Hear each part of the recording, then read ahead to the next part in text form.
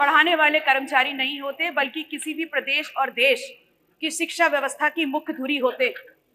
और आज इस देश की जो वर्तमान परिस्थितियां हैं, उसमें चाहे यूनिवर्सिटी में कार्यरत प्रोफेसर्स हो, चाहे राजकीय महाविद्यालय में कार्यरत शिक्षक, दोनों ही सरकार द्वारा पढ़ाई की गुणवत्ता बढ़ाने, उन पर कंट्रोल रखने और अपने अधिकारों के बीच एक सामंजस्य बैठाने का कार्य करने की धुरी में लगे हुए हैं। एक शिक्षक जब मानसिक और शारीरिक रूप से स्वस्थ होता है और स्वस्थ तन और मन से काम करता है, तो उसके बहुत ही सकारात्मक प्रभाव छात्र छात्राओं पर, शिक्षा प्रणाली पर और उससे निकलने वाले नतीजों पर पड़ते हैं।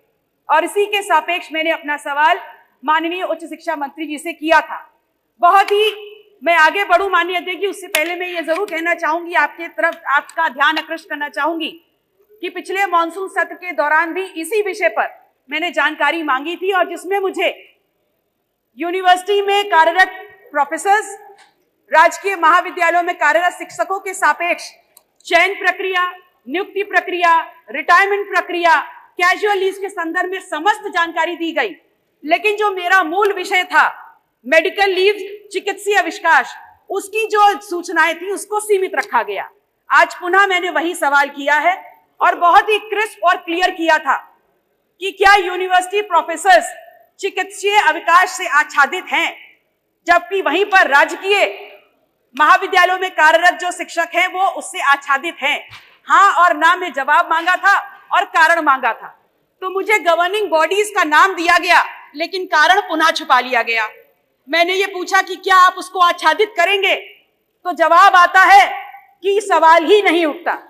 माननीय अध्यक्ष जी, जब उत्तर प्रदेश की यूनिवर्सिटी में कार्यरत प्रोफेसर्स और राजकीय महाविद्यालयों में कार्यरत शिक्षक यूजीसी के द्वारा गवर्न होते हैं और उनकी सेवा शर्तें दोनों के लिए समान हैं, तो फिर ये कह देना कि कैजुअल लीव्स या मेडिकल लीव्स में उनको आच्छादित करने का सवाल ही नहीं उठता, क्या सरकार की इस मंशा को नहीं दर्शाता कि वो अपने दायित्वों का निर्वहन नहीं करना चाहते इन यूजीसी में, इन यूनिवर्सिटीज में कार्यरत प्रोफेसर के सापेक्ष?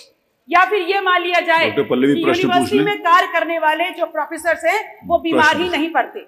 माननीय अध्यक्ष जी, मैं आपके माध्यम से दो अनुपूरक पूछना चाहती हूँ कि जो मेडिकल लीव्स में विसंगतियां हैं यूनिवर्सिटी में कार्यरत प्रोफेसर्स और राजकीय महाविद्यालयों में कार्यरत शिक्षकों के बीच, क्या प्रदेश की सरकार यूजीसी को और अपनी केंद्र की सरकार को इसमें संशोधन के लिए प्रस्ताव भेजेगी? यदि हाँ, तो कब तक?